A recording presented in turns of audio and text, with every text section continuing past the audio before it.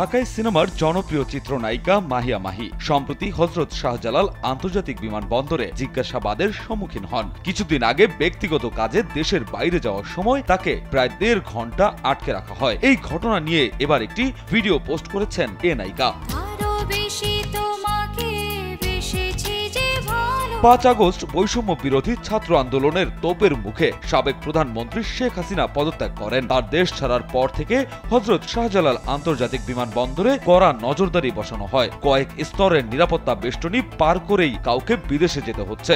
সেই নিরাপত্তা বেষ্টনীর মুখে পড়েছিলেন চিত্রনায়িকা মাহিও। ও আল্লাহ জানে জানে জানে জানে জানে তুই আমার লেলা। স্যান্ডেলিনা সো রূপচর্চায় আভিজাত্য।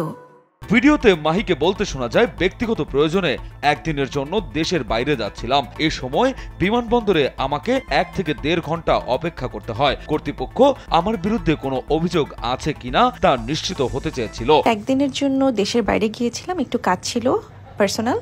তো এয়ারপোর্টে যেতেই একটা কাণ্ড ঘটে গেল। 1 থেকে 1.5 ঘন্টা এয়ারপোর্টে অপেক্ষা করতে হয়েছে শুধুমাত্র আমার নামে কোনো অ্যালিগেশন আছে কিনা সেটা চেক করার জন্য। তিনি আরো জানান, ডিজিএফআই, এনএসআই বিভিন্ন গোয়েন্দা সংস্থার রিপোর্ট ভালোভাবে চেক করার পর তাকে ফ্লাই করার অনুমতি দেওয়া হয়। এনএসআই, ডিজিএফআই থেকে শুরু করে সব জায়গা থেকে আমার নামে কোনো রিপোর্ট আছে কিনা সেটা তারা চেক করলেন। ঘটনার পুরো বিষয়টি ইতিবাচক নিয়েছেন মাহি। তার মতে নিরাপত্তার এমন ব্যবস্থা সবসময় অনুসরণ করা হলে তা সবার জন্য ভালো। আর মনে হলো এরকম যদি সিকিউরিটির অবস্থা থাকে তাহলে তো অনেক ভালো। মাহিয়া মাহি শুধু অভিনয় নয়, আওয়ামী লীগের রাজনীতিতেও সক্রিয় ছিলেন। যদিও দলের মনোনয়ন না পেয়ে তিনি স্বতন্ত্র প্রার্থী হিসেবে দ্বাদশ সংসদ নির্বাচনে অংশ নিয়েছিলেন। তবে নির্বাচনে তিনি হেরে যান।